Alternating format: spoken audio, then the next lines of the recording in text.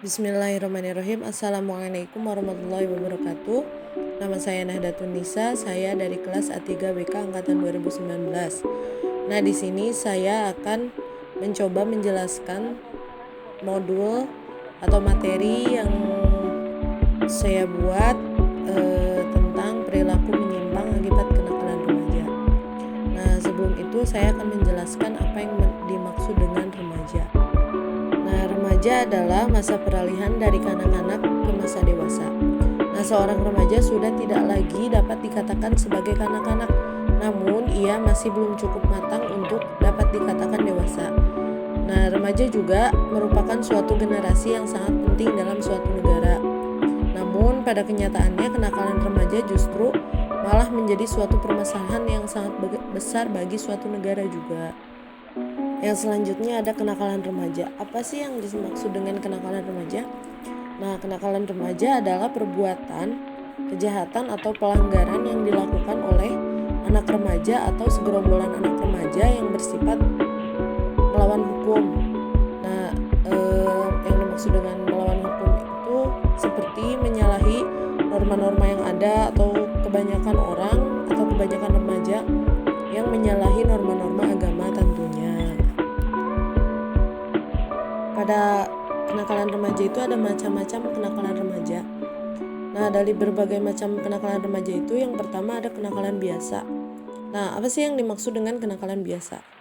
Yang dimaksud dengan kenakalan biasa itu kenakalan yang tidak parah, seperti terlambat masuk sekolah atau tidak masuk sekolah tanpa izin, bisa dibilang alfa ya, atau membolos mata pelajaran seperti jajan ke kantin, atau membawa alat-alat elektronik yang tidak ada sangkut pautnya dengan pelajaran atau kegiatan belajar mengajar.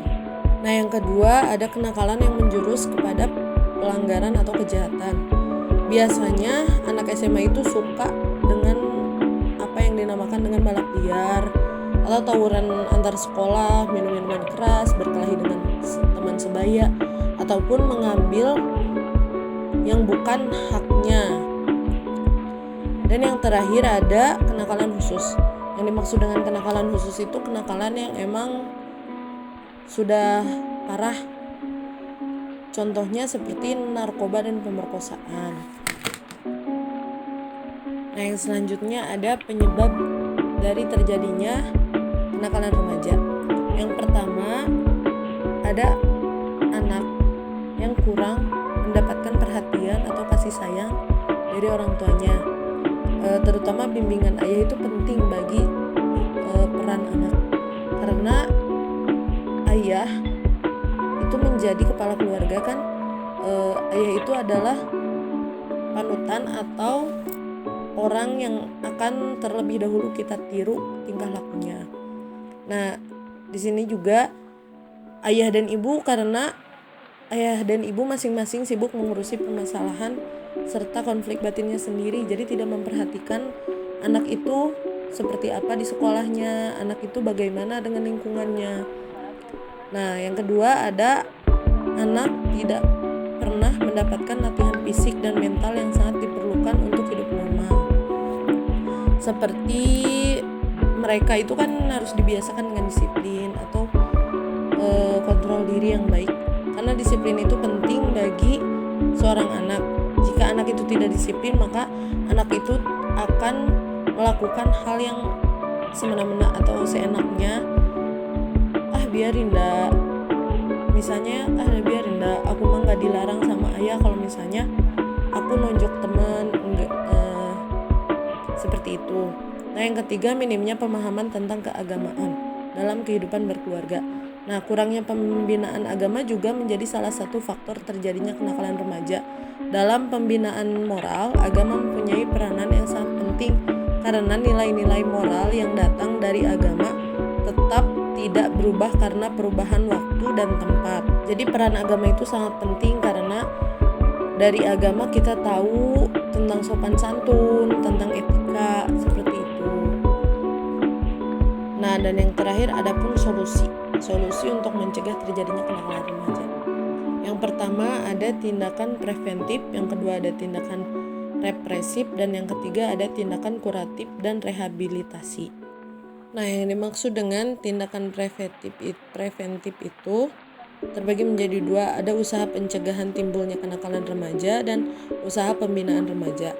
Nah, dari usaha pencegahan timbulnya kenakalan remaja itu kita harus mengenal terlebih dahulu dan mengetahui ciri umum dari khas remaja itu, dan yang selanjutnya mengetahui kesulitan-kesulitan secara umum yang dialami oleh para remaja. Kesulitan-kesulitan mana saja yang biasanya menjadi penyebab timbulnya pelampiasan dalam bentuk kenakalan. Terus usaha pembinaan remaja dapat dilakukan melalui beberapa cara. Yang pertama, menguatkan sikap mental remaja supaya mampu menyelesaikan persoalan yang dihadapinya. Yang kedua ada memberikan pendidikan bukan hanya dalam penambahan pengetahuan dan keterampilan, melainkan pendidikan mental dan pribadi melalui pengajaran agama, budi pekerti, dan etika. Yang ketiga ada menyediakan sarana-sarana dan menciptakan suasana yang optimal demi perkembangan pribadi yang wajar. Yang keempat, memberikan wejangan secara umum dengan harapan dapat bermanfaat. Yang kelima, memperkuat motivasi untuk dorongan bertingkah laku baik dan merangsang hubungan sosial yang baik. Yang keenam, mengadakan sekelompok diskusi dengan memberikan kesempatan mengemukakan pandangan dan pendapat para remaja dan memberikan pengarahan yang positif. Yang terakhir, memperbaiki keadaan lingkungan sekitar, keadaan sosial, keluarga maupun masyarakat di mana banyak terjadi kenakalan remaja. Nah, yang kedua ada tindakan represif. Apa sih yang dimaksud dengan tindakan represif? Nah, dengan adanya sanksi tegas pelaku kenakalan remaja tersebut, diharapkan agar nantinya si pelaku kenakalan remaja tersebut jerak dan tidak berbuat hal yang menyimpang lagi.